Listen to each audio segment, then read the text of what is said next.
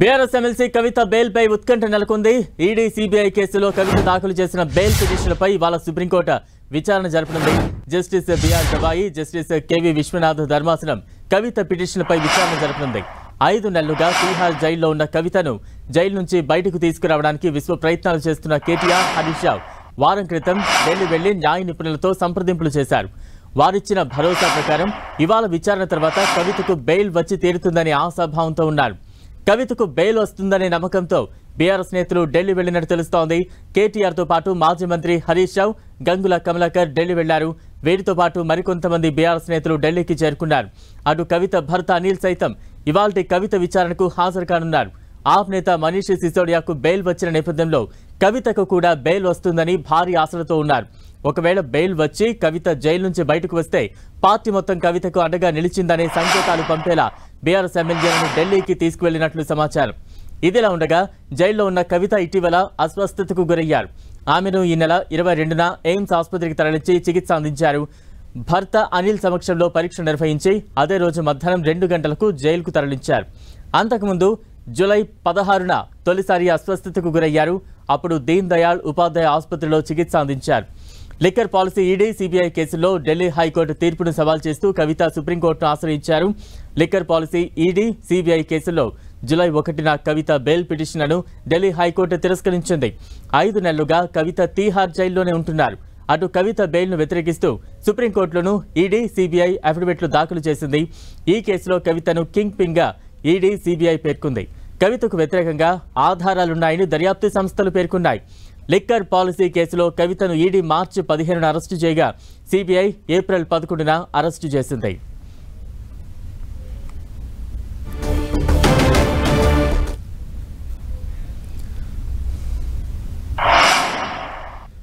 కవిత bail petition పై ఈ రోజు సుప్రీంకోర్టులో విచారణకు రానుంది. తాజా అప్డేట్స్ అందించేందుకు మా ప్రతినిధి గోపి సిద్ధంగా ఉన్నారు. గోపి.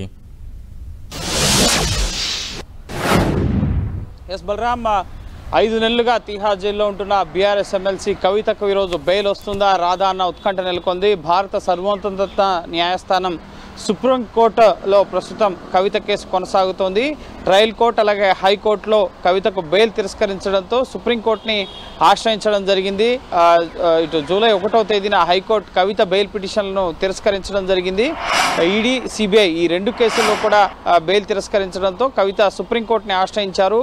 ఈరోజు justice BR Gavai, justice KV Viswanathan ధర్మాసనం ముందు కవిత కేసు లిస్ట్ అవ్వడం జరిగింది. కోర్టు నెంబర్ 3లో ఐటమ్ నెంబర్ 19గా ఈ కేసు ఉంది. సో కవిత తరపు ముకుల్ రోహత్కి వాదనలు వినిపించబోతున్నారు. అలాగే ఇటు ఈడీ సిబిఐ తరపున ఇటు అడిషనల్ సొలిసిటర్ జనరల్ ఎస్వి రాజు అలాగే డిపి సింగ్ వాదనలు వినిపించబోతున్నారు. సుదీర్ఘంగా వాదనలు కొనసాగే అవకాశం ఉంది. అయితే ఈ రోజే బెయిల్ ఇస్తారా లేక వాదనలు విని తీర్పును రిజర్వ్ చేసి తదుపరి ముఖ్యంగా తీర్పును వెలువరిస్తారా అనేది మనం వేచి చూడాల్సి ఉంటుంది. 2 కేసుల్లో ఇటు Delhi liquor policy money laundering కేసులో అలాగే సిబిఐ అవినీతి కేసులో 2 కేసుల్లో కవిత అరెస్ట్ అయ్యారు. ఈడీ కేసులో మార్చి 15న అలాగే ఈ సిబిఐ కేసులో ఏప్రిల్ 11న అరెస్ట్ అయ్యారు. సో 2 కేసుల్లో కూడా బెయిల్ కోరుతున్నారు కాబట్టి సో 2 కేసుల్లో వాదనలు కొనసాగబోతున్నాయి. మొదట ఈడీ తరపు వాదనలు వినిపిస్తే ఆ తర్వాత ఈడీకి కౌంటర్ ఆర్గ్యుమెంట్స్ కవిత తరపు న్యాయవాదులు వినిపించాల్సి ఉంటుంది. ఆ తర్వాత సిబిఐ తరపు సిబిఐ తరపున వాదనలు వినిపిస్తే దానికి కూడా కౌంటర్ ఆర్గ్యుమెంట్స్ వినిపించాల్సి ఉంటుంది. సో సుదీర్ఘంగా ఈ కేసు విచారణ కొనసాగుతుందా లేక ఇప్పటికే ఈ కేసులో కేజ్రీవాల్కి ఈడీ కేసులో మధ్యంతర బెయిల్ ఇవ్వడం జరిగింది. అలాగే ఇటు మనీష్ సిసోడియాకి షరతులతో కూడిన బెయిల్ ఇవ్వడం జరిగింది, రెగ్యులర్ బెయిల్. సో ఆల్రెడీ వాళ్ళు కూడా ఇదే కేసులో అరెస్ట్ అయ్యి బెయిల్పై బయట ఉన్నారు కాబట్టి సో ఇన్ని నెలల కస్టడీ అవసరం లేదు, కేసు విచారణ కొనసాగుతుంది కాబట్టి ఆవిడకి బెయిల్ ఇవ్వచ్చు. ఎందుకంటే ఈ కేసులో అరెస్ట్ అయిన ఏకైక మహిళ Delhi liquor policy money laundering case CBI కేసులో అనేక మంది నిందితులు సుమారు 18 మంది నిందితుల వరకు కూడా అరెస్ట్ అయ్యారు. కానీ ఏకైక మహిళ బీఆర్ఎస్ ఎమ్మెల్సీ కవిత మాత్రమే. సో అయితే కవితను ముఖ్యంగా కింగ్ పిన్ గా పేర్కొంటున్నారు. ఇటు సుప్రీంకోర్టులో కూడా ఈడీ సిబిఐ దాఖలు చేసిన అఫిడవిట్లలో ఇటు కవిత బెయిల్ని వ్యతిరేకిస్తూ వాళ్ళ అఫిడవిట్లు ఫైల్ చేయడం జరిగింది. 22వ తేదీనే ముఖ్యంగా సిబిఐ అఫిడవిట్ ఫైల్ చేయడం జరిగింది. ఈడీ అఫిడవిట్ ఫైల్ చేయకపోవడంతో అఫిడవిట్ని ఫైల్ చేయాలని చెప్పి సూచిస్తూ తదుపరి విచారణ ఈ రోజుకు వాయిదా వేయడం జరిగింది సుప్రీంకోర్టు. సో ఈరోజు మళ్ళీ ఈ దర్యాప్తు సంస్థలు ముఖ్యంగా కవిత లిక్కర్ పాలసీ మనీ లాండరింగ్ కేసులు సిబిఐ కేసులో 2 కేసుల్లో ప్రధాన సూత్రధారిగా పాత్రధారిగా ఉన్నారు. 100 కోట్ల ముడుపుల్ని విజయ్ నాయర్ ద్వారా ఆమ్ ఆద్మీ పార్టీకి చేరవేశారు. ఆగుంట శ్రీనివాసరెడ్డి శరత్ చంద్రారెడ్డి నుంచి డబ్బులు సేకరించి లిక్కర్ పాలసీ తమకు అనుకూలంగా మార్చుకుని వ్యాపారంలో లాభాలు గడించే విధంగా పాలసీలో కమిషన్ రేట్లను పెంచడం కానీ లేక వారికి అనుకూలంగా రిటైల్ జోన్స్ పొందడంలో ఇక్కడ అరుణ్ పిళ్ళైని బినామీగా ఉంచి ఆమె వ్యాపారాన్ని నడిపించారు అన్న ఆరోపణలు దర్యాప్తు సంస్థలు చేస్తున్నాయి. దానికి అనుగుణంగా మొబైల్ ఆధారాలకు డిజిటల్ ఎవిడెన్సెస్ అలాగే వాట్సాప్ చాట్స్తో పాటుగా అనేక ఆర్థిక లావాదేవీలకు సంబంధించిన ముఖ్యంగా ఆధారాల్ని ట్రయల్ కోర్టు హైకోర్టు ముందు ఉంచడం జరిగింది. వాటిని పరిగణలోకి తీసుకుంటూనే కవితకు ట్రయల్ కోర్టు హైకోర్టులో బెయిల్ దక్కలేదు. సో ఇప్పుడు సుప్రీంకోర్టు ముందు కూడా దర్యాప్తు సంస్థలు ఇదే తరహా వాదనలు వినిపించబోతున్నాయి. కవిత బయటకు వస్తే దర్యాప్తును ప్రభావితం చేసే అవకాశం ఉంది. ఎందుకంటే ఇక దర్యాప్తు కూడా తుది దశకు వచ్చింది. ఇప్పటికే ఛార్జ్ షీట్లు ఫైల్ అయ్యాయి. ఛార్జ్ షీట్లను కూడా ట్రయల్ కోర్టు పరిగణలోకి తీసుకున్న పరిస్థితి. రేపు సిబిఐ కేసులో ఛార్జ్ షీట్ పైన విచారణ జరగబోతోంది. సో ఈ నేపథ్యంలో సుప్రీంకోర్టులో ముఖ్యంగా ఎంతవరకు కవితకు ఊరట లభించబోతుంది అనేది కూడా ఉత్కంఠ నెలకొంది. బలరాం గోపి, అంటే ఈరోజు తీర్పుకు సంబంధించి కవిత తరపు న్యాయవాదుల్లో ఎటువంటి ఆశాభావం వ్యక్తమవుతోంది? ఈరోజు విచారణ కావచ్చు, ఈరోజు ఒకవేళ తీర్పు వస్తే ఎటువంటి తీర్పు వచ్చే ఛాన్సెస్ ఉన్నాయంటున్నారు?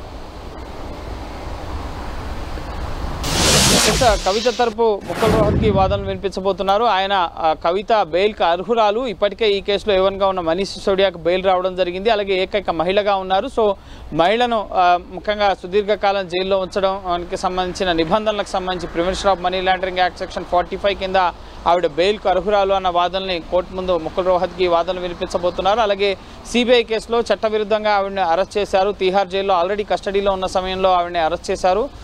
కేవలం రాజకీయ కోణంలోనే ఆవిడ అరెస్టు జరిగింది. కానీ ముఖ్యంగా ముఖ్యమంత్రి కుమార్తెగా ఉన్నప్పుడు కేసీఆర్ సీఎంగా ఉన్నప్పుడు ఆవిడని అరెస్ట్ చేయలేదు. ఆ తర్వాతనే అరెస్ట్ చేశారు అంటేనే ఈ కోణం అర్థమవుతోంది. సో ఖచ్చితంగా దీని వెనుక రాజకీయ కోణాలతో బీఆర్ఎస్ ఎమ్మెల్సీ కవితను అరెస్ట్ చేశారు. కానీ కవితకు వ్యతిరేకంగా ఎటువంటి ఆధారాలు లేవు. ఇవన్నీ కూడా ఫేక్ ఎవిడెన్సెస్గా ఇటు కవిత తరపు న్యాయవాదులు ట్రయల్ కోర్టు హైకోర్టులో వాదనలు వినిపించారు. అయితే ముఖ్యంగా ఈ వాదనలకు బలం చేకూరుస్తూనే ఇటు ట్రయల్ కోర్టు హైకోర్టులో కవితకు బెయిల్ అనేది దక్కలేదు. కానీ సుప్రీంకోర్టులో ఇటు మనీష్ సిసోడియా అలాగే కేజ్రీవాల్, ఈ ఢిల్లీ లిక్కర్ పాలసీలో ఢిల్లీ సీఎంగా కేజ్రీవాల్ ఉన్నారు. మనీ లాండరింగ్ కేసులో ఆయనకు మధ్యంతర బెయిల్ రావడం జరిగింది. అలాగే మనీష్ సిసోడియా అప్పటి ఎక్సైజ్ శాఖ మంత్రిగా ఉన్నారు. 2021-22 పాలసీ రూపకల్పన సమయంలో ఆయనే ముఖ్యంగా ఈ ఎక్సైజ్ శాఖ మంత్రిగా ఉన్నారు. సో ఆయనకే బెయిల్ వచ్చినప్పుడు వాళ్ళు బయట ఉన్నప్పుడు ఆధారాలు సాక్ష్యాలు తారుమారు కానప్పుడు కవిత ముఖ్యంగా బయటకు వస్తే ఏ విధంగా ఆధారాలు సాక్షులు ప్రభావితం అవుతారు. సో ఖచ్చితంగా ఆవిడ బెయిల్కు అర్హురాలు. వాళ్ళకు బెయిల్ వచ్చింది కాబట్టి కవితకు కూడా బెయిల్ ఇవ్వాల్సిందే. సో ఖచ్చితంగా బెయిల్ వస్తుందన్న ఆశాభావం అయితే కవిత తరపు న్యాయవాదులు ముఖ్యంగా ఆశాభావం వ్యక్తం చేస్తున్నారు. అందులో భాగంగానే కేటీఆర్ అలాగే హరీష్ రావు, గంగుల కమలాకర్ సహా బీఆర్ఎస్ నేతలు కూడా ప్రస్తుతం ఢిల్లీ రావడం జరిగింది నిన్న సాయంత్రం. సో వాళ్ళు కూడా ఈరోజు సుప్రీంకోర్టులో వాదనలకి హాజరు కాబోతున్నారు. కవిత భర్త అనిల్ కూడా సుప్రీంకోర్టులో విచారణకి హాజరు కాబోతున్నారు. మరి కాసేపట్లోనే వారంతా కూడా సుప్రీంకోర్టుకు వెళ్ళబోతున్నారు. అలాగే 11-12 గంటల సమయంలో కేసు విచారణ 19వ నెంబర్ కాబట్టి సో త్వరగానే హీరింగ్కి వచ్చే అవకాశం ఉంది. సో మధ్యాహ్నం కల్లా కవిత బెయిల్ పిటిషన్ పైన సుప్రీంకోర్టులో విచారణ జరగబోతుంది. ఈరోజు సుదీర్ఘంగా వాదనలు జరిగితే కనుక మళ్ళీ ముఖ్యంగా రేపటికి కూడా వాదనలు కొనసాగే అవకాశం ఉంది. లేదు అంటే కనుక ఈ రోజుకే మనీష్ సిసోడియా కేసులో ఏ విధంగా అయితే సుదీర్ఘకాలం జైల్లో ఉంచడం సరికాదు, మీరు త్వరగా దర్యాప్తును పూర్తి చేయాలి అంటూ ఏ విధంగా అయితే మనీష్ సిసోడియాకు బెయిల్ ఇవ్వడం జరిగిందో సో అదే తరహాలో కవితకు కూడా బెయిల్ వచ్చే అవకాశాలు అయితే ఉన్నాయి. బలరాం.